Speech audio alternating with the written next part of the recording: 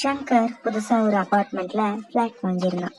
ஒரு நாள் ராத்திரி அவன் வீட்டுல தூங்கிட்டு இருக்கும்போது ஒரு பயங்கரமான பேய் கையில பீட்சா வச்சுக்கிட்டு ஷங்கரோட காலிங் பெல்ல அமுக்குச்சு. உடனே அவன் எந்திரிச்சு கதவை திறந்து பார்த்தான்.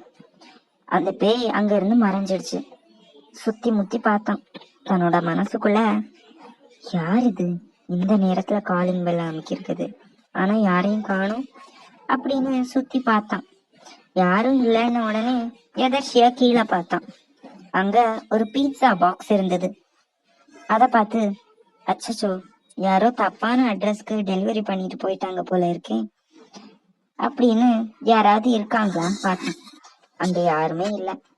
சரி, இந்த பீட்சாவை நம்மளே சாப்பிட்டுறோம், இல்லைன்னா இது வேஸ்ட் ஆயிடும் அப்படின்னு சொல்லி அந்த பீட்சாவை எடுத்து சாப்பிட ஆரம்பிச்சான். அது சாப்பிட்டு, ஆஹா, இந்த பீட்சா எவ்வளவு டேஸ்டா இருக்கு, இந்த மாதிரி ஒரு பீட்சாவை நான் சாப்பிட்டதே இல்லை அப்படின்னு சொல்லி எல்லாத்தையும் சாப்பிட ஆரம்பிச்சான். அதுக்கப்புறம் அவன் தூங்கிட்டான். திரும்பவும் காலிங் பெல் சவுண்ட் கேட்டுச்சு. அவன் எந்திரிச்சு திரும்பவும் யாரோ பீட்சா எடுத்துட்டு வந்துட்டாங்களா அப்படின்னு சொல்லி கதவை திறந்தான். இப்போ அங்க அந்த பேய் நின்றுட்டு இருந்துச்சு. அதை பார்த்து அவன் பயந்து போய் கதவை மூட முயற்சி பண்ணான். அவன் கதவை மூட முயற்சி பண்ணப்போ அந்த பேய் அவனை தடுத்து நிறுத்தி வீட்டுக்குள்ள வந்து கதவை சாத்திடுச்சு. உடனே அவன் ரொம்ப பயந்து போயிட்டான். அந்த பேய் கிட்ட, யார் நீ, எதுக்காக என் வீட்டுக்குள்ள வந்த அப்படின்னு கேட்டான்.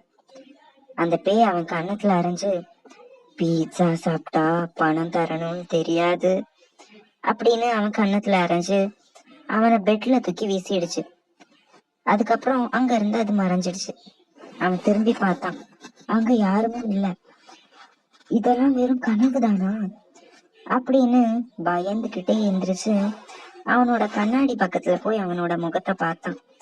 அவனோட கண்ணும் செவந்து இருந்துச்சு.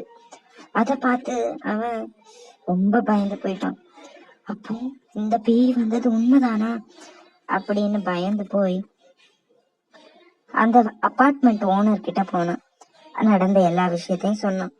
உடனே அவரு, உங்க வீட்டுக்கும் அந்த பேய் வந்துச்சா அப்படின்னு கேட்டாரு.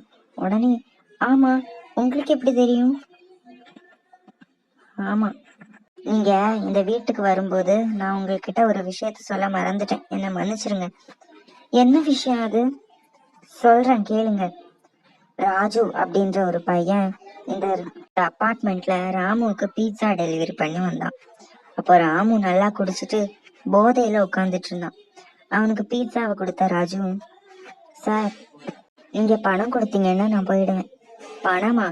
பணம் எல்லாம் தர முடியாது சார், சண்டை போடாம பணத்தை தாங்க சார் அப்படின்னு பணிவா அவன் கேட்டான். அதுக்கு போதையில இருந்த ராமு ரொம்ப கோபமா பீட்சா பாக்ஸ தூக்கி அவன் மேல எரிஞ்சான். அதுல அவங்க 2 பேருக்கும் சண்டை வந்தது. ராஜு அவனை அடி லிஃப்ட் டோரை ஓபன் பண்ணி அதுக்குள்ள ஏதோ ஞாபகத்துல இறங்கிட்டான். லிஃப்ட் அப்ப மேல போயிருந்துச்சு. அவன் கீழே விழுந்துட்டான். உடனே மேல இருந்து லிஃப்ட் வந்து விழுந்தது. அவன் அந்த இடத்துல இறந்துட்டான்.